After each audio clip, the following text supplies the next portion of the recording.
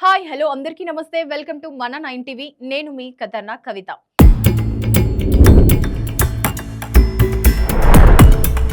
మోసం చేయడంలోనూ బెదిరించి పబ్బం గడుపుకోవడంలోనూ వైసీపీ అధినేత జగన్ను మించిన వారు లేరని స్వయంగా ఆయన సోదరి షర్మిల ఎన్నికల అఫిడవిట్ చూస్తే ఎవరికైనా ఇట్టే అవగతమవుతుంది. ఆంధ్రప్రదేశ్ కాంగ్రెస్ అధ్యక్షురాలు వైఎస్ షర్మిల శనివారం కడప లోక్సభ నియోజకవర్గ కాంగ్రెస్ అభ్యర్థిగా నామినేషన్ దాఖలు చేశారు. ఆ సందర్భంగా వైఎస్ వివేకానందరెడ్డి కుమార్తె సునీతారెడ్డి షర్మిల వెంట ఉన్నారు. షర్మిల తన అఫిడవిట్ లో తన ఆస్తుల విలువ 182.82 కోట్లుగా పేర్కొన్నారు.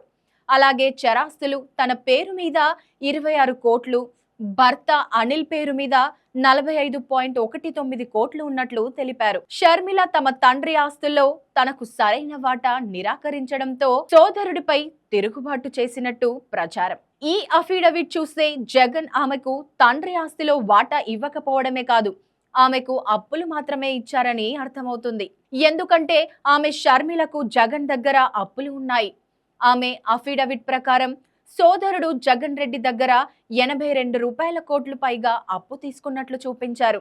దీనిలో ఏదో మతలబు ఉందని అందరూ భావించారు. అయితే ఆ మతలబు ఏమిటో షర్మిల ఆదివారం ఏర్పాటు చేసిన మీడియా సమావేశంలో తెలిపారు. ఆస్తిలో తనకు రావాల్సిన వాటాలో ఒకంత ఇచ్చి దానినే అప్పుగా జగన్ మార్చేశారని షర్మిల చెప్పారు. కర్నూలులో ఎన్నికల ప్రచారంలో విషయాలను జగన్ కు స్వయాన సోదరి అయిన షర్మిల ఈ విషయాలను తన నోటి వెంటే వెల్లడించారు. కుటుంబ ఆస్తిలో వాటా ఆడబిడ్డ హక్కు, అయితే జగన్ తన హక్కును కాలరాశారని షర్మిల వివరించారు. చెల్లెళ్లకు ఇవ్వాల్సిన ఆస్తి వాటాను తమ వాటాగా భావిస్తారని జగన్ గురించి వ్యాఖ్యానించారు. తామేదో చెల్లెళ్లకు గిఫ్ట్ గా ఇస్తున్నామని బిల్డప్ ఇస్తారని, ఇలాంటి వాళ్ళు సమాజంలో ఎక్కువ మంది ఉన్నారని విమర్శించారు.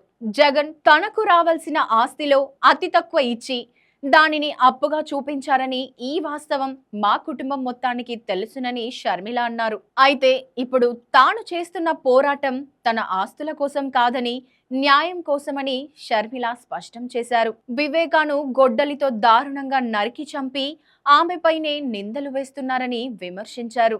రేపు తనకు సునీతకు ఏమైనా అవుతుందేమో మాకు తెలియదని ఆందోళన వ్యక్తం చేశారు.